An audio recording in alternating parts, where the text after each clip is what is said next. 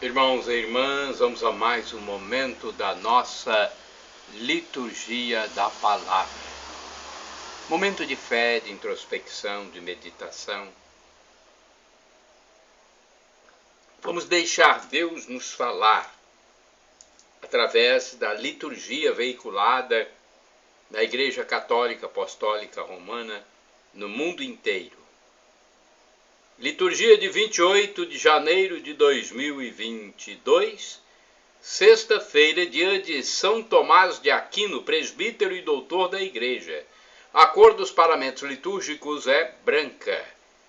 Temos no rito da celebração glória, o prefácio dos pastores e o ofício da memória. Antífona da entrada. Os sábios refulgirão como o esplendor do firmamento, e os que ensinaram a muitos a justiça brilharão como estrelas para sempre. Daniel 12, versículo 3. É de onde foi retirada a antífona da entrada.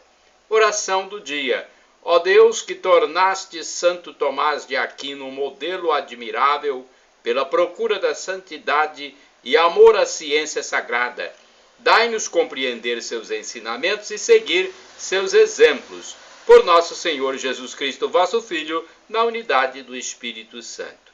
Assim seja. Primeira leitura. Leitura do segundo livro de Samuel, capítulo 11, versículos do 1º ao 10º e do 13 ao 17.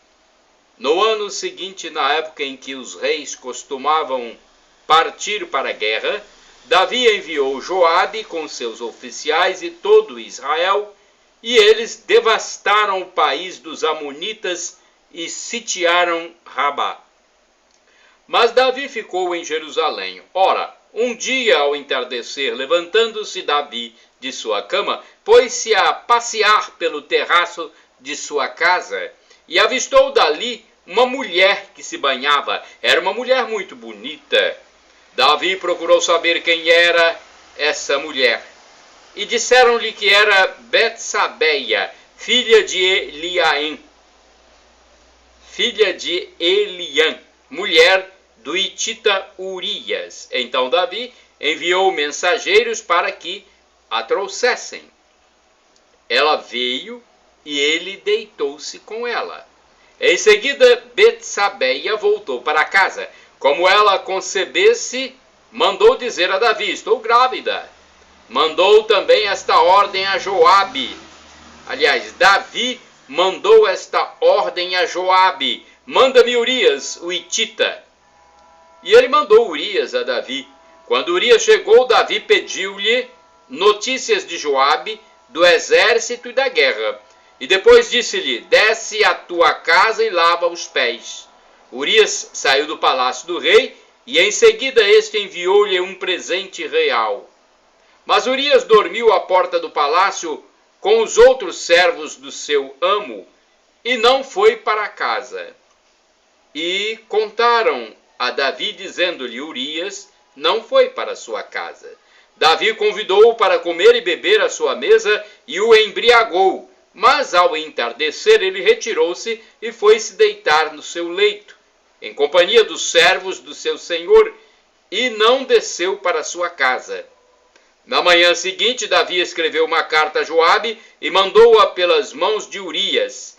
Dizia nela: colocai Urias na frente onde o combate for mais violento, e abandonai-o para que seja ferido e morra. Joabe, que sitiava a cidade, colocou Urias no lugar onde ele sabia estarem os guerreiros mais valentes. Os que defendiam a cidade saíram para atacar Joabe e morreram alguns do exército da guarda de Davi. E morreu também Urias, o hitita. Palavra do Senhor, graças a Deus. Vamos agora ao Salmo responsorial. É o Salmo 51. Versículos do 3º ao 7º, 10º ao 11, refrão 3º A. Misericórdia, ó Senhor, porque pecamos. Repetamos: misericórdia, ó Senhor, porque pecamos. Tem piedade, ó meu Deus, misericórdia. Na imensidão do vosso amor, purificai-me. Lavai-me todo inteiro do pecado e apagai completamente a minha culpa. Misericórdia, ó Senhor, porque pecamos. Eu reconheço toda a minha iniquidade, meu pecado está sempre à minha frente. Foi contra vós, só contra vós que eu pequei e pratiquei o que é mal aos vossos olhos. Misericórdia, ó Senhor, porque pecamos. Mostrais assim quanto sois justo na sentença e quanto é reto o julgamento que fazeis. Vede, Senhor, que eu nasci na iniquidade, pecador, já minha mãe me concebeu. Misericórdia, ó Senhor, porque pecamos. Fazei-me ouvir cantos de festa e de alegria, e exultarão estes meus ossos que esmagastes. Desviai o vosso olhar dos meus pecados e apagai todas as minhas transgressões. Misericórdia, ó Senhor, porque pecamos. Repetamos: misericórdia, ó Senhor, porque pecamos. Agora vamos aclamar o Evangelho com um texto de Mateus 11, versículo 25. Aleluia, aleluia, aleluia, aleluia. Graças te dou, Senhor dos céus e da terra, pois revelaste os mistérios do teu reino aos pequeninos, escolhendo-os aos doutores. Escolhendo-os aos doutores. Aleluia, aleluia, aleluia, aleluia. Evangelho de Jesus Cristo segundo São Marcos, capítulo 4, versículos do 26 ao 34. O Senhor esteja convosco, Ele está no meio de nós. Proclamação do Evangelho de Jesus Cristo, escrito por São Marcos. Glória a vós, Senhor. Pelo sinal da Santa Cruz, livra-nos Deus, nosso Senhor, dos nossos inimigos. Naquele tempo, Jesus disse à multidão: o reino de Deus é como quando alguém espalha a semente na terra. Ele vai dormir e acorda noite e dia, e a semente vai germinando e crescendo, mas ele não sabe como isso acontece. A terra por si mesma produz o fruto. Primeiro aparecem as folhas, depois vem a espiga, e por fim os grãos que enchem a espiga. Quando as espigas estão maduras, o homem mete logo a foice, porque o tempo da colheita chegou. E Jesus continuou: com que mais poderemos comparar o reino de Deus? Que parábola usaremos para representá-lo? O reino de Deus é como o grão de mostarda, que ao ser semeado na terra é a menor de todas as sementes da terra. Quando é semeado, cresce e se torna maior do que todas as hortaliças, e estende ramos tão grandes que os pássaros do céu podem abrigar-se à sua sombra. Jesus anunciava a palavra usando muitas parábolas como estas, conforme eles podiam compreender, e só lhes falava por meio de parábolas, mas quando estava sozinho com os discípulos, explicava tudo. Palavra da salvação, glória a vós, Senhor. Liturgia comentada. É uma reflexão de Antônio Carlos Santini, liderança da comunidade católica Nova Aliança. E-mail santini@novaalianca.com.br. Como um grão de mostarda. Como de costume, Jesus dirige nosso olhar para algo concreto, com a intenção de significar algo impalpável, o reino dos céus. Já falou dos lírios dos campos, da erva que murcha, das aves dos céus, do fermento na massa. Agora quer que passemos a contemplar a mínima semente, o grão de mostarda. São João Crisóstomo comenta esta parábola dizendo que há de maior que o reino dos céus. O que há de maior que o reino dos céus? O que há de menor que um grão de mostarda? Como pode Jesus comparar esse reino infinito a um minúsculo grão de mostarda que ocupa tão pequeno espaço? Entretanto, quando examinamos atentamente o reino dos céus e o grão de mostarda, descobrimos quanto é justa e natural esta comparação. O reino dos céus, evidente, não é outra coisa senão o Cristo, pois ele diz de si mesmo: eis que o reino de Deus está no meio de vós. Lucas 17, 21. Ora, nada é maior que Cristo em sua divindade, como nos ensina a palavra do profeta. É ele o nosso Deus, nenhum outro lhe é comparável. Ele descobriu os caminhos do conhecimento e os confiou a Jacó, seu servidor, a Israel, seu bem-amado. Assim a sabedoria apareceu sobre a terra e viveu entre os homens. Baruch, capítulo 3, versículos de 36 a 38. Por outro lado, o que há de mais pequenino que o Cristo em sua encarnação, quando se tornou menor que os anjos e os homens? Ouça-o da boca de Davi, que é o homem para que pense nele, o filho do homem para que ele... que é o homem para que penses nele, o filho do homem para que te ocupes dele. Tu o quiseste um pouco menor que os anjos. Salmo 8, versículos do 5 ao 6. Como acontece que Cristo seja, ao mesmo tempo, o reino dos céus e o grão, que seja ao mesmo tempo grande e pequeno em relação ao reino? Vejam sua misericórdia por aqueles que ele criou. É tão grande. Vejam, sua misericórdia por aqueles que ele criou é tão grande que ele se fez tudo para todos, para os ganhar a todos. Por sua natureza, ele era Deus, como o é ainda e o será sempre. Ele tornou-se homem em vista de nossa salvação.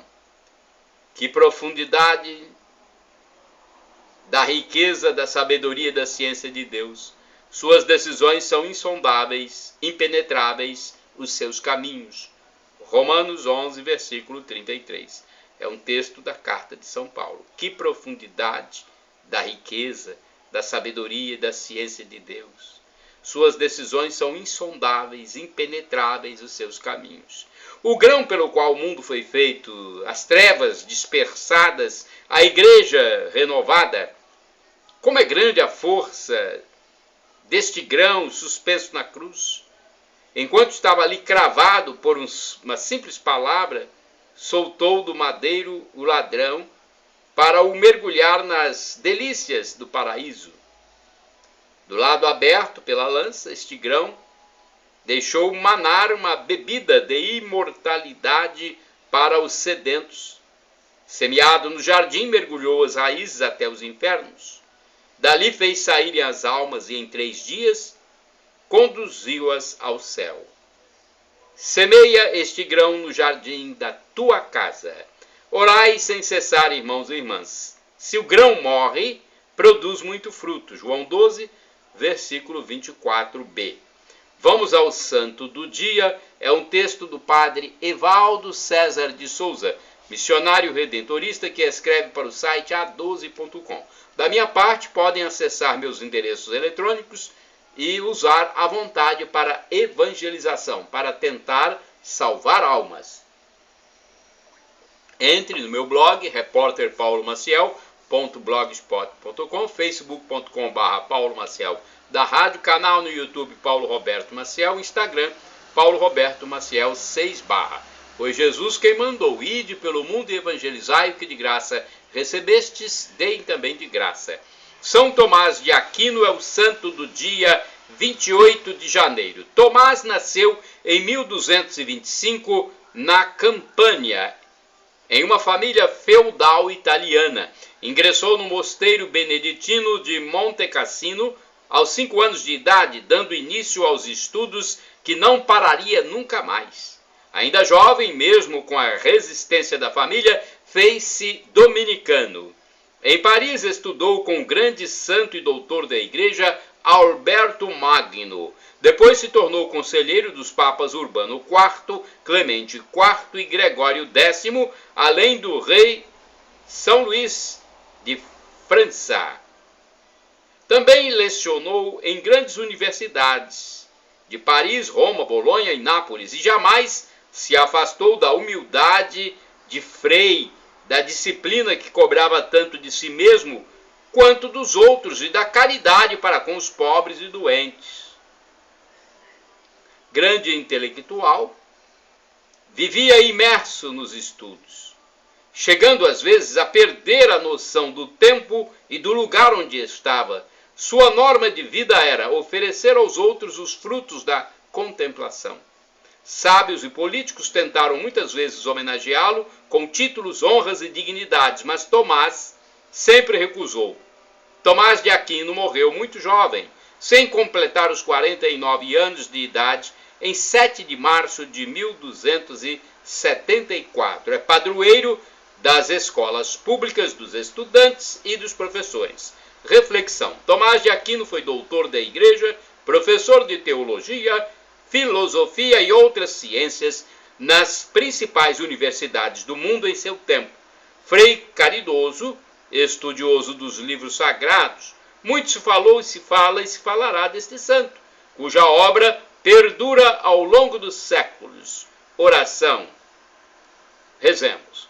Deus de amor e bondade, dai-me pela intercessão de São Tomás de Aquino, inteligência e a facilidade do estudo, a profundidade na interpretação e uma graça abundante de expressão.